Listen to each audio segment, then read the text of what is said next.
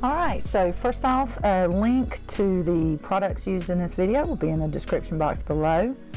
The first thing we're going to do once we have our shrink paper, our printable shrink papers, we're going to go to Canva, and this is a free site. You can pay for a membership and get something slightly more enhanced features, but anyways, I'm going to set my paper size to 8.5 by 11 inches because that is the size of the shrink paper that I'm be using.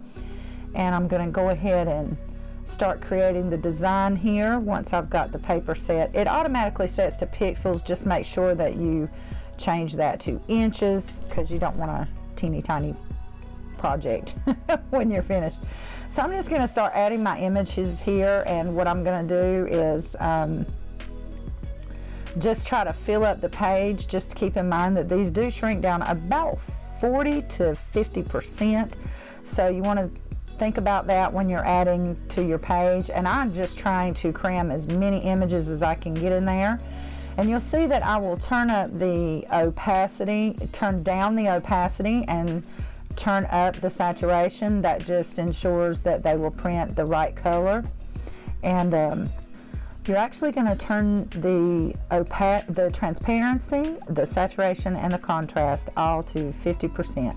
You're going to increase the contrast and the saturation by 50% and decrease the transparency by 50%. This will ensure that when it shrinks down, the color changes right. You're going to save it, save your project, or download it as it says on Canva, and you're going to print it. And when you print it, you'll end up with these. And you can see here what I'm doing, and I found the easiest thing to do is to cut them out, cut each individual one out, and then do the, the delicate detail trimming there with your scissors. It just ensures that you're not going to crack the paper. This is plastic, not paper. This is plastic, and you just want to be really careful around those corners. It'll split really easy if you're not careful.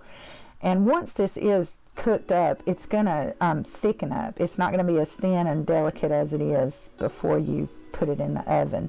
So I'm going to cut each one of these out, and you're not going to see me put them in my little toaster oven on here, but I'm going to put them in my toaster oven per the instructions on the printable shrink paper. Once you purchase it and you get those, you can read the instructions and follow them. So you see what I have here is all of my pieces cut out and ready to go in the oven. And we're just going to do a quick comparison with this little pumpkin here, so you can see how small they'll get. And it's approximately 2.5 inches to almost 2 3/4 inches wide before it's cooked, and you can see how small they all shrunk down after they were cooked. And we're just going to grab that pumpkin up here in a second after I show off all these, and I'm going to show you the difference. So that is the pumpkin that was almost 2 3/4 inches at the beginning, and you can see now it's just about 1.1 inches. And then we're going to use this nifty stuff. I don't know why it's called the workable fixative, but it is good for keeping all the colors and stuff from bleeding, I think. But I was just doing it because that's what the other YouTuber did, and I wanted to follow her instructions. So you see all my little pieces here. Some of them, I think they kind of shifted around in my little oven and they got on top of each other, and that will definitely create a problem. It's going to create dents and bad places in your shrinky dinks, your finished product. So be careful, make sure they're all spread out evenly.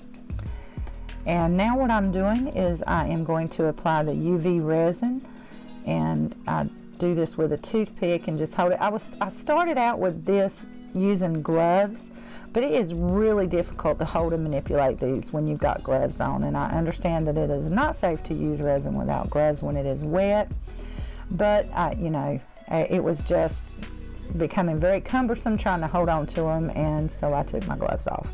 But I do recommend wearing gloves if you can do that.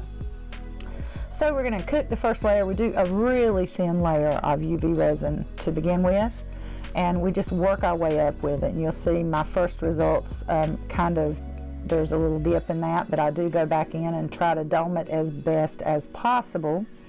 The YouTuber that I watched that did this, and I will give her credit in the description box below if I can find it, she recommended painting the back and the edges black. I didn't like that, so you could see at some point I stopped doing that with mine because it's very messy.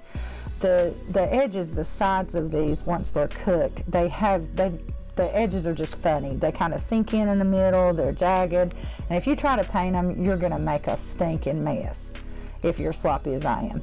So what I did here was I glued a little pin back on with E6000 just a little bit, and I let it dry overnight, and now I'm going to put resin on the back. It just makes everything look nice and neat. You don't really have to do that step if you don't want to. But that's the end result. I'm kind of happy with it. Not really happy with this one I'm showing here. It's just the first one I completed, and I had a video of it. You can see the paint was messy. The resin had a lot of bubbles in it. But I still like the end result. A lot of fun. Peace, y'all. Bye-bye.